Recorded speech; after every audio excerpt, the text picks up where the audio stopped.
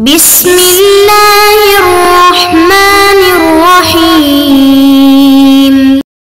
الحمدللہ رب العالمین والصلاة والسلام علی اشرف الانبیاء محمد وعلی آلہ وصحبہ وامتہ اجمعین اما بعد۔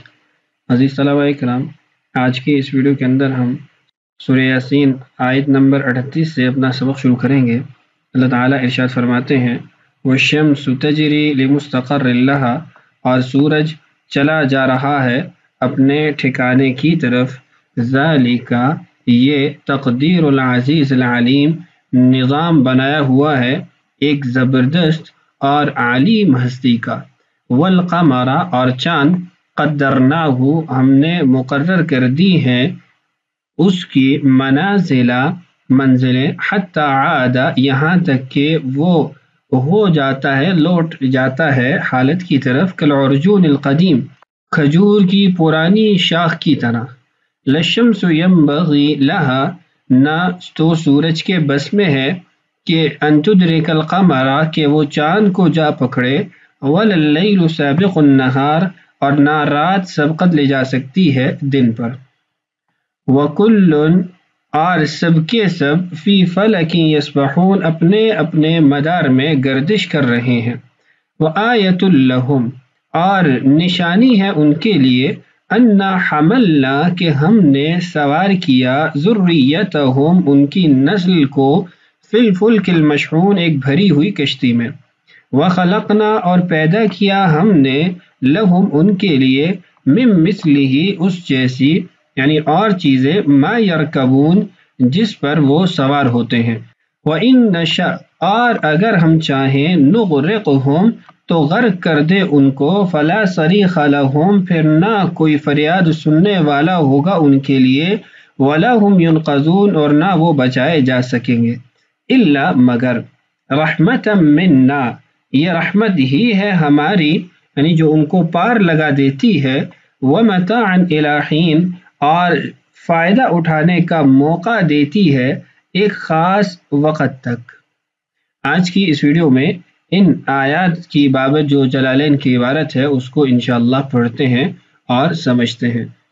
دیکھیے، والشمس، اور سورج، تجری، وہ چلا جا رہا ہے، آگے اس کی دو ترکیبیں ذکر کیا، من جملۃ الآیت لہم، یہ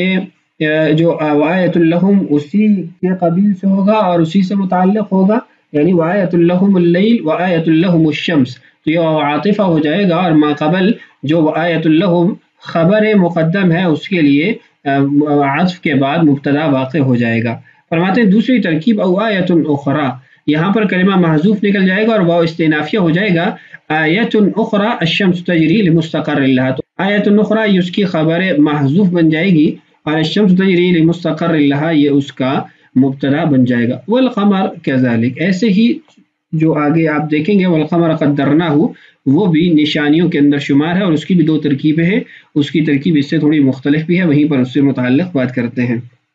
سورج چلا جا رہا ہے، لمستقر لہا، اپنے ٹھکانے کی طرف، مستقر یہ ٹھکانے، موضع القرار کے لیے استعمال ہوتا ہے، قرآن پاک میں اللہ تعالیٰ ارشاد فرماتے ہیں وَلَكُمْ فِي الْأَرْضِ مُسْتَقَرٌ وَمَتَاعٌ إِلَىٰ حِينٍ، اب یہ جو ٹھکانہ ہے یا یہ جو موضع القرار ہے، اس میں پھر علماء کی مختلف آراء ہیں۔ ایک رائے یہ ہے کہ مستقر یہ یعنی ظرف زمان ہے، اور ظرف زمان کا مطلب یہ ہے کہ جب تک اللہ تعالیٰ کی طرف سے اس کو وقت دیا گیا ہے وہ وقت کے مطابق چلتا رہے گا، جاری رہے گا، لیکن جیسے ہی اس کا وقت ختم ہو جائے گا، قیامت برپا ہو جائے گی، تو اس وقت اس کا استقرار وہ ختم ہو جائے گا۔ اور دوسرا قول یہ ہے کہ یہ ظرف مکان ہے، ظرف مکان ہونے کا مطلب یہ ہے کہ یہ عرش کے قریب جا کر سجدہ ریز ہوتا ہے، اور پھر جب قیامت کا دن آئے گا اس دن اس کو واپسی کی اجازت نہیں ہوگی، تو اس کا گویا وقت وہ ختم ہو گیا ہے۔ حدیث بخاری شریف کی ہے، آپ نے سن رکھی ہے، میں یہاں پر اس کو دہرا بھی دیتا ہوں کہ رسول اللہ صلی اللہ علیہ وسلم مسجد کے اندر تشریف فرما تھے، جب سورج غروب ہو رہا تھا تو ابو ذر رضی اللہ عنہ سے آپ نے فرمایا کہ اتدری این تذهب، آپ کو پتہ ہے کہ یہ کہاں جاتا ہے؟ فقال ابو ذر رضی اللہ عنہ نے کہا کہ اللہ اور اس کے رسول ہی بہتر جانتے ہیں، تو آپ نے ارشاد فرمایا فإنها تذهب وتسجد تحت العرش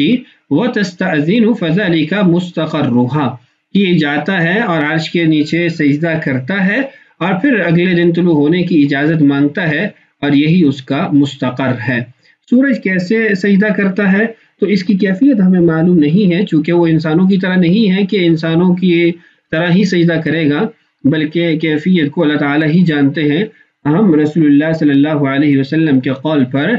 ایمان لاتے ہیں اور تصدیق کرتے ہیں، بھلے ہمیں اس کی سمجھ نہ بھی آئے۔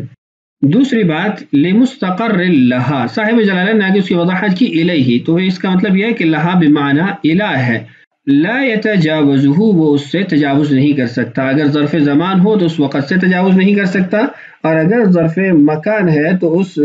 مقام سے آگے تجاوز نہیں کر سکتا۔ ذالک مشار الیہ جریوہا، ای ذالک الجری او ذالک جری الشمس، کہ سورج کا یہ چلنا اور یہ نظام تقدیر العزیز، یہ طے شدہ ہے ایک ایسی ذات کی طرف سے جو زبردست ہے، غالب ہے، فی ملک ہی، اپنی بادشاہت کے اندر،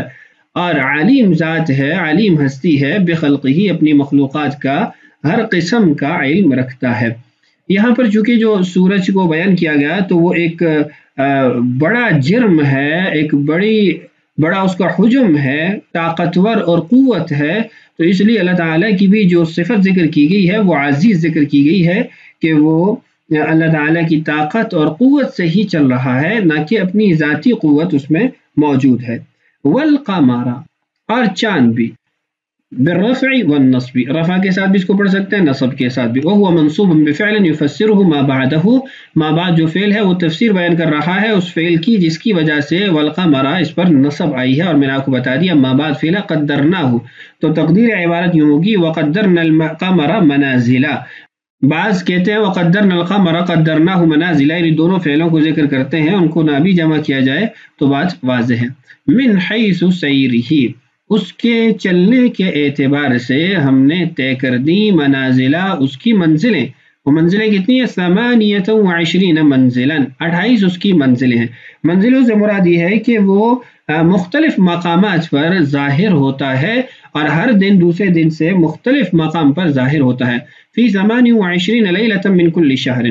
ہر مہینے کے 28 دن وہ مختلف مقامات پر نظر آتا ہے۔ وَيَسْتَتِرُ لَيْلَتَيْنِ إِنْ كَانَ الشَّهْرُ 30 يَوْمًا، اگر 30 کا مہینہ ہو تو 2 دن وہ مخفی رہتا ہے، نظروں سے اوجھل رہتا ہے۔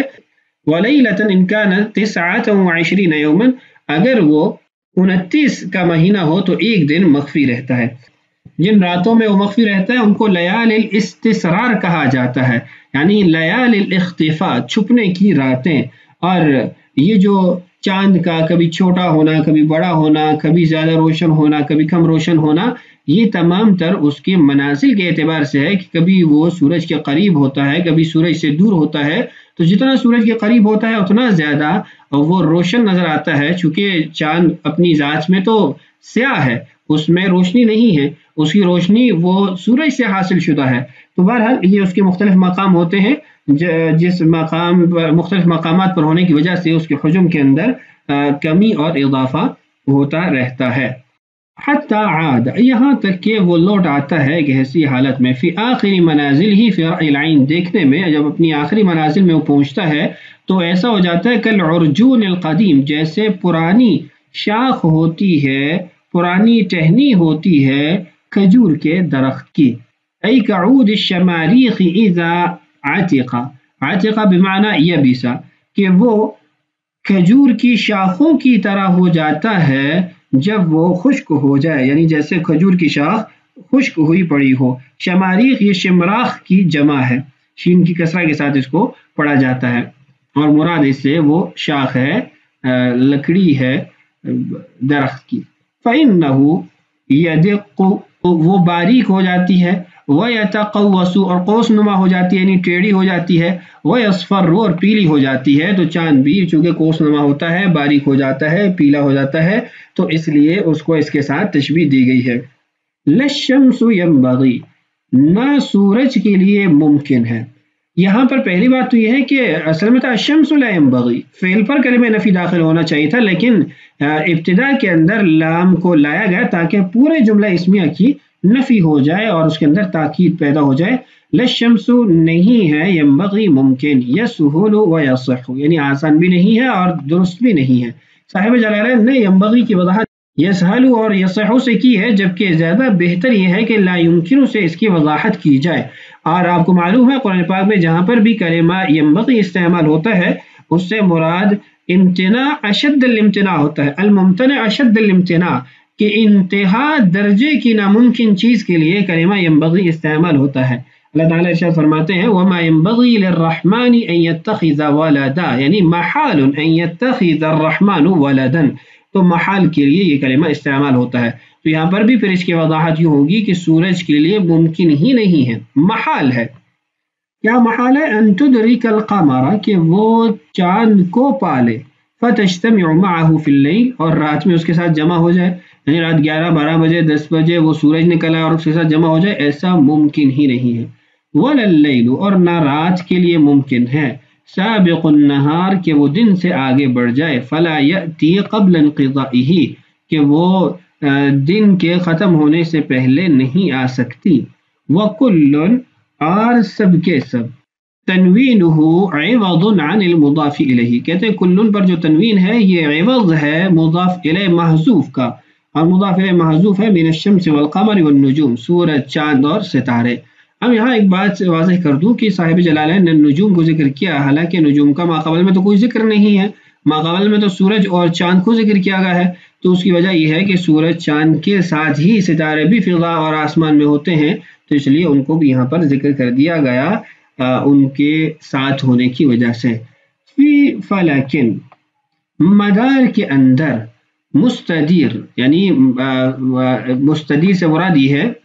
گول مدار میں یسبحون تیر رہے ہیں. صاحب جلالین نے آگے اس کی وضاحت یسیرون سے کی ہے، چل رہے ہیں. زیادہ بہتر وہ العوم فی الماء پانی کے اندر تیرنے کے لیے کلمہ استعمال ہوتا ہے، تو گویا وہ اپنے مدار میں گردش کر رہے ہیں. نزلوا منزلۃ العقلاء